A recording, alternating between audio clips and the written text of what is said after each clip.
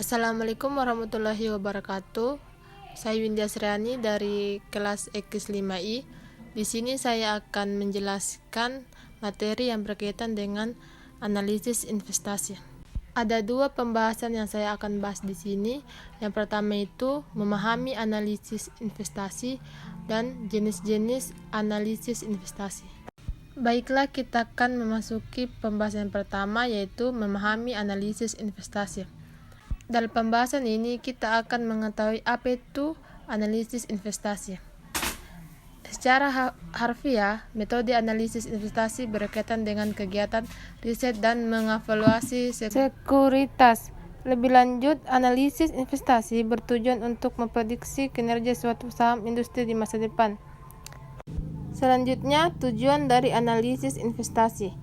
Tujuan dari analisis investasi adalah untuk menentukan kemungkinan kinerja suatu investasi. Misalnya, seberapa cocokkah investasi itu untuk investor tertentu. Yang terakhir, faktor kunci yang diperhatikan dalam analisis investasi. Ada beberapa faktor kunci yang diperhatikan dalam analisis investasi. Mereka adalah harga yang sesuai, jangka waktu yang diharapkan untuk mengadakan investasi, dan peran investasi dalam portofolio secara keseluruhan. Selanjutnya kita masuk pembahasan jenis-jenis analisis investasi. Yang pertama, top down versus bottom up. Dua pendekatan ini bisa membantu investor untuk mengambil keputusan investasi. Analisis bottom up memerlukan analisis saham individu untuk mengetahui manfaatnya. Misalnya, untuk melihat penilaian, kompetensi manajemen, kekuatan penetapan harga, dan karakteristik unik lainnya. Pendekatan bottom up tidak fokus terhadap siklus ekonomi ataupun siklus pasar. Sebaliknya, pendekatan ini bertujuan untuk menemukan perusahaan dan saham terbaik terlepas dari tren menyeluruh.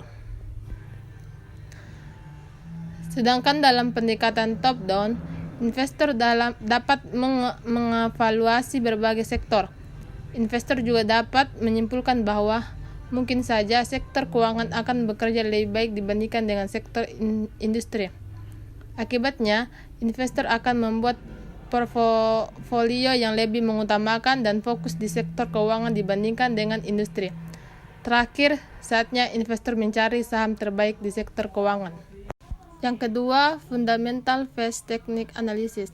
Analisis fundamental menekankan kesehatan keuangan perusahaan serta prospek ekonomi yang lebih luas. Praktisi analisis fundamental mencari saham yang salah harga atau berada di harga yang tidak seharusnya. Artinya, mereka berdagang dengan harga yang lebih rendah daripada harga yang dijamin oleh nilai intrinsik mereka. Sementara itu, analisis teknis mengevaluasi pola harga saham dan parameter statistik. Mereka menggunakan bagan dan grafik yang telah dihitung oleh komputer. Jika pendekatan fundamental mencoba mengevaluasi nilai transaksi sekuritas, analisis teknik melakukan hal yang berbeda. Mereka akan fokus pada pola pergerakan harga, sinyal perdagangan, dan berbagai alat bangan analitik lainnya untuk mengevaluasi kekuatan atau kelemahan sekuritas. Sekian dari penjelasan saya. Wassalamualaikum warahmatullahi wabarakatuh.